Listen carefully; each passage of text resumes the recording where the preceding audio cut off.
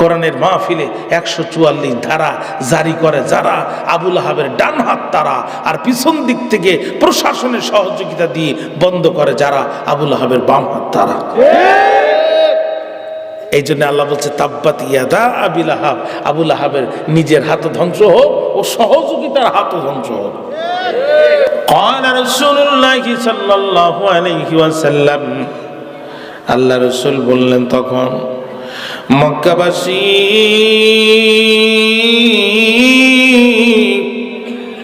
আরাইতাকুম লাউ আখবারতুকুম আন্না খাইলান বিল ওয়াদি তুরিদু আন তুগির আলাইকুম আকুনতুম মুসাদ্দিকিন।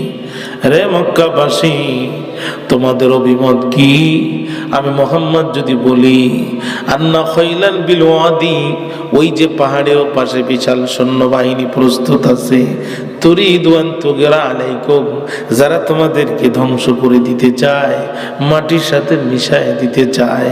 রে পানের মক্কাবাসী, জানতে বড় ইচ্ছা হয় আকুনতুম মুসাদ্দিকিন, আমি মুহাম্মাদের কথা কি তোমাদের বিশ্বাস হয়? ক্বালু নাম, সকলে এক বাক্যে বলল অবশ্যই বিশ্বাস হয়। বিশ্বাস না হওয়ার কোনো কারণ নাই। মা জাররাবনা আলাইকা ইল্লা সিদকা, কারণ জীবনে তোমাকে সত্য কথা ছাড়া একটু মিথ্যা কথা বলতে আমরা শুনি নাই। নবী বললেন মক্কাবাসী, তোমাদের বক্তব্য যদি তাই হয়, জেনে রাখো ইন্নী নাদিরুল লাকুম বাইনা ইয়াদাই আযাবিন শাদীদ, আমি তোমাদের জন্য পরকালের কঠিন আযাবের ভীতি প্রদর্শনকারী। অন্য হাদিসে এসেছে রাসূল বললেন ইন্নী রাসূলুল্লাহি ইলাইকুম জামিআ, আমি বিশ্ববাসীর জন্য রাসূল হয়ে এসেছি। এই কথা বললেন যখন সমস্ত কাফেররা মাথা নিচু করে দিল, তখন কিন্তু মাথা উঁচু করে দিল কে? পৃথিবীর 1 নাম্বার বেয়াদব, যে এত বড় বেয়াদবের জন্ম আর পৃথিবীতে হয় নাই। নাম তার আবুল আহাব, সম্পর্কে নবীর আপন চাচা। শুধু মাথা উঁচু করে দিল না, পাহাড়ের নিচ থেকে আঙ্গুল উঁচু করে আল্লাহর রাসূলকে বলছে তাব্বাল্লাকা সাইরুল আইয়ামি আলিহাজা জামাতানা, ও মুহাম্মদ, তোমার জীবনের প্রতিটি সময় নষ্ট হয়ে যাক, এই জন্য বুঝি তুমি আমাদেরকে ডেকেছো। চিৎকার দিয়ে একবার বলা যাবে কি নাউযু বিল্লাহ। এখানে কি মারামারি শুরু হয়ে গেল? হ্যাঁ, এই পোলাপান নিয়ে আসতেই তো কাম সারা হয়ে গেল। আমার কথার দিকে কি আপনাদের মনোযোগ আছে? আচ্ছা বাবা, এখন আমি ভুল, এখন তো মনে হচ্ছে যে আসার দরকার নেই, তোরা ওখানেই থাক, কিন্তু চুপ থাক, তোর এখানে আসলে আর এক ঝামেলা বাঁধাবে। আমার কথার দিকে আপনাদের মনোযোগ আছে? আমি সরাসরি কোরআন এবং হাদিসের আলোকে কথা শুরু করছি। যতক্ষণ থাকবেন জীবনের গোনাগুলো ঝরে ঝরে মাটিতে পড়ে যাবে। আমি বলিনি, আল্লাহ রাসূল বলেছেন। অথবা একটু আদবের সাথে। এই তো চান্দু বাহিনী ঢুকতেছে কেউ, আল্লাহ পাক কবুল করুক। জোরে নাম মাহফিল আয়োজন করে মাহফিলে ফেলাক লাগায় বাইরে কি, ওদেরকে বসার জায়গা করে দেন। একটাবার আওয়াজ দেন তো আল্লাহু আকবার। আরো জোরে আওয়াজ দেন আল্লাহু আকবার। আরো জোরে আল্লাহু আকবার। তাহলে বোঝা গেল সমাজের আবুল আহাবদের কাছে কোরআনের কথার কোনো মূল্যায়ন নাই। সমাজের আবুল আহাবদের কাছে আল্লাহর কোরআনের কথার চেয়ে যাত্রার প্যান্ডেল, পুতুল নাচার, হাউজিং মেলার মর্যাদা বেশি। এজন্য এরা নাচনেওয়ালা নর্তকীদেরকে পার্লামেন্টের এমপি বানায়, আর কোরআনের মুফাসসিরদেরকে কারাগারের ভিতরে ঢুকা ইনজেকশন পুশ করে হত্যা করে। এদের কাছে আল্লাহর কালামের কথার কোনো মূল্যায়ন নাই। বসেন, আপনারা আমাকে দয়া করে আর বিরক্ত করবেন না। রাত গভীর, আমাকে ব্রেক দেবেন না।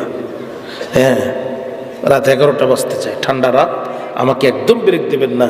আমি তাফসীরের আলোকে সূরাটার কভার দেওয়ার জন্য নিয়ত করছি। আল্লাহ পাক কবুল করুক। জোরে আমিন। চলেন দেখি কতটুকু পারি, আল্লাহ পাক কবুল করুক। মনোযোগ আছে আমার দিকে? আপনাদের কেন যেন একটা ঘুম ঘুম ভাব লাগবে, মানে এক লোকের দাঁত উঁচু, বুঝছেন? তা মাওই বাড়ি গেছে, তা মাওইকে বাবা তুমি হাসো কেন? কই না মাওই, আমার দাঁতই এরকম। মানে আপনাদের একটু ঘুম ঘুম ভাব লাগলো, আপনারা আসলে চাঙ্গা আছেন। আল্লাহ পাক কবুল করুন, আর জোরে বলুন আমিন।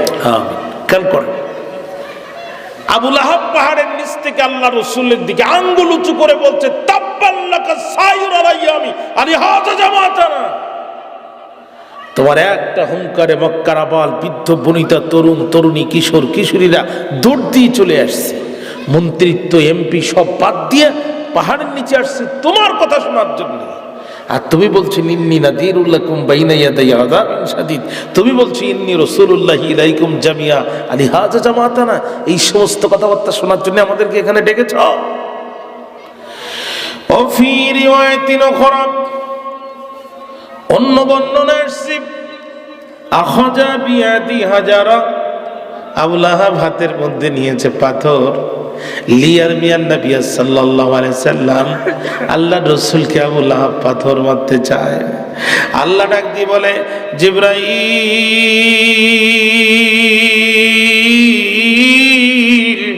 রে জিবরিল, আর করিস না দেরি, চলে যা তাড়াতাড়ি।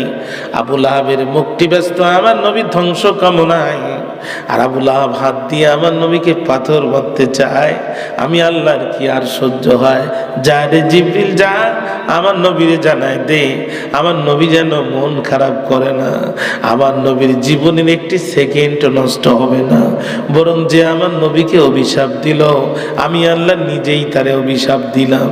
আর আমি অভিশাপ দেওয়ার মাধ্যমে কিয়ামতের আগ পর্যন্ত যত মানুষ আমার উপরে ঈমান আনবে, আমার রাসূলের উপরে ঈমান আনবে, পৃথিবীর প্রতিটা ঘন্টার প্রতিটা মিনিটের প্রতিটা সেকেন্ডে, ফরজে নামাজের ভিতরে নামাজের বাইরে, ফরজ নামাজে সুন্নাতে নফলে কিংবা রাতের তাহাজ্জুদে অথবা নামাজের বাইরে নামাজের ভিতরে, পৃথিবীর কোথাও না কোথাও প্রতি সেকেন্ডে সূরা লাহাব তেলাওয়াত হবে, আর আবু লাহাবের উপরে অভিশাপ পড়তেই থাকবে।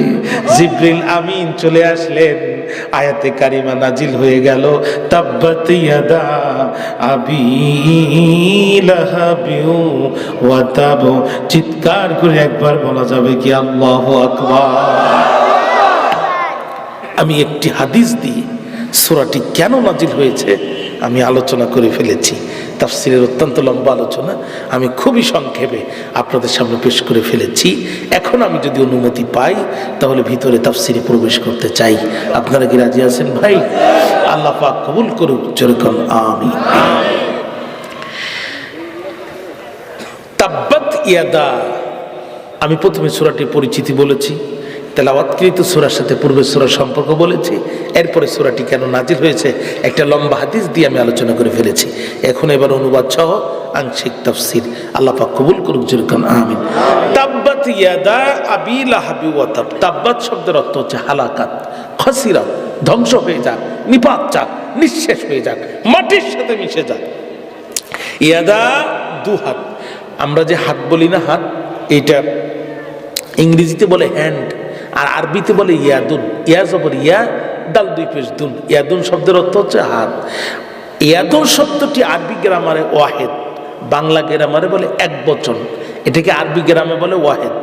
এক বচনকে যদি দ্বিবচন করতে হয়, অর্থাৎ আরবি গ্রামারে ওয়াহেদকে যদি তাসনিয়া করতে হয়, তখন ওয়াহেদের সাথে আলিফ আর নুনকে জিয়াদা করে দিতে হয়, বৃদ্ধি করে দিতে হয়। মূলত এখানে কিন্তু শব্দটা ছিল তাব্বাত ইয়াদানে, কিন্তু ইয়াদানের শব্দের সাথে আবার আবি লাহাব শব্দের ইদাফাত হওয়ার কারণে, সম্পর্ক হওয়ার কারণে, মুদাফ মুদাফ ইলাইহি হওয়ার কারণে আরবি গ্রামারের রুলস অনুযায়ী, নিয়ম অনুযায়ী তাসনিয়ার নুনকে এখানে হজব করে দেওয়া হয়েছে, কেটে বাদ দেওয়া হয়েছে। তাহলে অর্থ দাঁড়ালো তাব্বাত, ধ্বংস হয়ে যাক, ইয়াদা দুহাত, আবি লাহাব, আবু লাহাবের দুহাত ধ্বংস হয়ে যাক। বলছেন কে? আর জোরে কান কে বলছেন? এর পরের অংশ আল্লাহ বলছেন ওয়াতাব, এবং সে ধ্বংস হয়েছে। আয়াত একটা, বক্তব্য দুইটা। আয়াতের প্রথম অংশকে বলা হয় দুআউন আলাইহি, মানে বদদোয়া, আর শেষ অংশকে বলা হচ্ছে ওয়াল ইখবার, দোয়া বা বদদোয়া বা অভিশাপের ফলাফল। কথা কি বুঝতে পেরেছেন? তাহলে নাহুর আলোচনা শেষ। কোরআন বুঝতে গেলে আপনাকে আরেকটা জিনিস বুঝতে হবে, সেটা হচ্ছে বালাগাত। আপনি যদি বোতলের ভিতরে মধু রাখেন আর কিয়ামত পর্যন্ত জিহ্বা দিয়ে চাটেন, মধুর স্বাদ পাবেন? কোরআনের স্বাদ নিতে গেলে আপনাকে অবশ্যই বালাগা বুঝতে হবে। যারা বালাগা বুঝে না তারা কোরআনের স্বাদ পাবে না। এই বালাগার ভিতরে একটা গুরুত্বপূর্ণ চ্যাপ্টার আছে, নাম তার মাজাজ মুরসাল। বলতে পারেন হুজুর মাজাজ মুরসাল কাকে বলে? আতলাকাল জুজ ও আরাদাল কুল, শব্দ প্রয়োগ হবে অর্ধেকের, কিন্তু আল্লাহ পাক অর্থ নিবেন পরিপূর্ণের। কেমন? আমি দুইটা উদাহরণ পেশ করছি। রাসূলুল্লাহ হাদিসে বলেছেন যে চোখ আল্লাহর ভয়ে কাঁদে, এই চোখ কঠিন কালো জাহান্নামের আগুনে জ্বলবে না। সুবহানাল্লাহ বললেন। তার মানে এই হাদিস দ্বারা আমরা কি বুঝলাম? লোকটা যদিও জাহান্নামে যাবে, আল্লাহ অন্তত চোখ দুটো তুলে জান্নাতে দেবে। তাই ওই যে একজন বলছে না না, তার মানে যে যারা আল্লাহর ভয়ে কাঁদে, আল্লাহর ভয়ে ক্রন্দনরত চক্ষু বিশিষ্ট মানুষগুলি কঠিন কালো জাহান্নামের আগুনে যাবে না। দেখেন আল্লাহ শব্দ ব্যবহার, আল্লাহ রসুল শব্দ ব্যবহার করেছে একটা চোখ, কিন্তু অর্থ নিয়েছেন পরিপূর্ণ মানুষ, ঠিক না? কিয়ামতের আগে যত মানুষ জন্মগ্রহণ করবে, যারাই আল্লাহর ভয়ে কাঁদবে, এই আল্লাহর ভয়ে ক্রন্দনরত চক্ষু বিশিষ্ট মানুষগুলি কঠিন কালো জাহান্নামের আগুনে যাবে না। হাদিসে রাসূলুল্লাহ শব্দ ব্যবহার করেছেন চোখ, কিন্তু অর্থ নিয়েছেন পরিপূর্ণ। এটার নাম হচ্ছে আতলাকাল জুজ ও আরাদাল কুল। শব্দ হবে অর্ধেকের, অর্থ হবে পরিপূর্ণের। অনুরূপ ভাবে তাব্বাত ইয়াদা আবি লাহাবি ওয়া তাব, আবু লাহাবের দু হাত ধ্বংস হোক, তার মানে শুধু হাত ধ্বংস হোক না, ওয়াল মুরাদু কুল্লুহু, আবু লাহাব নিজেই ধ্বংস হয়ে যাক। নাহু বললাম, বালাগা বললাম। এবার এখানে যুক্তির কিয়াসের দুইটা কথা আছে, যুক্তির দুইটা কথা আছে। আমার ভাইরা, রূপকথ্যে আমাদের হাত দুইটি, বাস্তবত্বে আমাদের হাত দুইটি। এখন আপনারা বলেন তো, নিচ থেকে খুব উপরে আবু লাহাব আল্লাহ রসুলের দিকে যখন ইশারা করেছিল, তাব্বাল্লাকা সাইরুল আইয়ামি আলিহাজা জামাতানা, এই কথা যখন বলেছিল তখন হাত ব্যবহার করেছিল কয়টি? একটি। পাথর মারার সময় হাত ব্যবহার করেছিল কয়টি? তাহলে আরেকটি হাত তো কোনো কাজে আসে নাই। তাহলে আল্লাহ অভিশাপ দেওয়ার সময় আবু লাহাবের দু হাতের উপরে কেন অভিশাপ দিল? কেন দু হাতের উপর অভিশাপ দিল? আল্লাহ নিশ্চয় অবিচারক নন, কিন্তু আবু লাহাবের হাত অপরাধ করলো একটা, আল্লাহ দু হাতের উপর অভিশাপ কেন দিল? নিচ থেকে খুব উপরে কোনো কিছু ছুঁড়ে মারতে হয় যখন, কয়টি হাত ব্যবহার করতে হয় তখন? একটু কথা বলেন সকলে। দুই হাত দিয়ে আপনি খুব উপরে দিতে পারবেন না। দুই উপরে একটা ঢিলা ধরে যদি এইভাবে দেন তো আপনার 10 হাত দূরেও যাবে না। কিন্তু এক হাত দিয়ে আর এক হাত দিয়ে ইশারা করে যদি ঘুরে ঢিলটা মারেন, এটা পাহাড়ের উপরে তোলা সম্ভব, ঠিক না? আচ্ছা, আবু লাহাব যখন ডান হাত দিয়ে আল্লাহ রসুলের দিকে পাথর নিক্ষেপ করেছিল, তখন আবু লাহাবের বাম হাত সহযোগিতা করেছিল। তাহলে একটা তার নিজের হাত, আর একটা তার সহযোগিতার হাত। ভাইরা আমার, খেয়াল করেন, কোরআনের মাহফিলে 144 ধারা জারি করে যারা, আবু লাহাবের ডান হাত তারা, আর পিছন দিক থেকে প্রশাসনের সহযোগিতা দিয়ে বন্ধ করে যারা, আবু লাহাবের বাম হাত তারা। এই জন্য আল্লাহ বলছে তাব্বাত ইয়াদা আবি লাহাব, আবু লাহাবের নিজের হাত ধ্বংস হোক ও সহযোগিতার হাত ধ্বংস হোক। কথা কি বুঝতে পেরেছেন? রূপকথ্যে মানুষের হাত দুইটি। যেমন রাস্তায় দুইজন মানুষ গন্ডগোল করছে, একজন খুব শারীরিকভাবে শক্তিশালী, তিনজনের খাবার একা খায়, তিনজনের কাছে একা করতে পারে, কিন্তু ওর একটা সমস্যা আছে, ও ঘুষি দিলে মানুষ বাঁচে না, কিন্তু ওরা আবার একা একা চেয়ারম্যানের কাছে যাওয়ার সাহস হয় না। লোকটা শারীরিকভাবে সবল কিন্তু প্রশাসনিকভাবে দুর্বল, ঠিক না? আরেকটি লোক ডায়াবেটিসের রোগী, ঠিক মতো দাঁড়ায় না, ঠেলা মারলে পড়ে না, কথা বুঝছেন না, ঠিক মতো হাঁটতে পারে না, চোখে দেখে না, কিন্তু ডক্টর ইউনুসকে ফোন করলে আবার 2 মিনিটের ভিতরে ডক্টর ইউনুস ফোন ধরে, বাধ্য হয়। বোঝা গেল লোকটা শারীরিকভাবে দুর্বল কিন্তু প্রশাসনিকভাবে সবল। দুইজন মানুষ রাস্তায় মারামারি করছে, তো যার গায়ে শক্তি আছে ও চিন্তা করলো আগে একটা ঘুষি দেই, যা আছে কপালে হবে কাল সকালে। কথা বোঝেননি? দিছে ঘুষি, বেচারা ডায়াবেটিসের রুগী সিথুই পড়ে গেছে। আশপাশে ছিল যারা বলা বলি করছে, তারা, মিয়া শক্তি থাকলেই যাত্রার গায়ে হাত দিতে হয় না, তুমি জানো ওর হাত কত লম্বা? আচ্ছা বলেন তো, কারোর হাত কি আমাদের থেকে আরো 1 হাত লম্বা? তাহলে এ হাত কোন হাত? ক্ষমতার হাত। এ হাত কোন হাত? আল্লাহ বলছেন তাব্বাত ইয়াদা আবি লাহাব, আবু লাহাবের নিজের হাত ধ্বংস হোক, যেই ক্ষমতার বলে বলিয়ান হয়ে আমার রাসূলের দিকে পাথর নিক্ষেপ করার দুঃসাহস দেখায়, যেই ক্ষমতার বলে বলিয়ান হয়ে আমার রাসূলের দিকে আঙ্গুল উঁচু করার দুঃসাহস দেখায়, ওই ক্ষমতার হাত ধ্বংস হয়ে যায়। যেন তেন কাফের মনে করেন না, ভুল করবেন, ভুল করবেন। কোরআনে ফেরাউনের নাম এসেছে, কিন্তু সূরায়ে ফেরাউন বলে কোনো সূরা আল্লাহ পাক দেন নাই, সূরায়ে নমরুদ বলে কোনো সূরা আল্লাহ দেয় নাই। কথা বলছেন না কেন?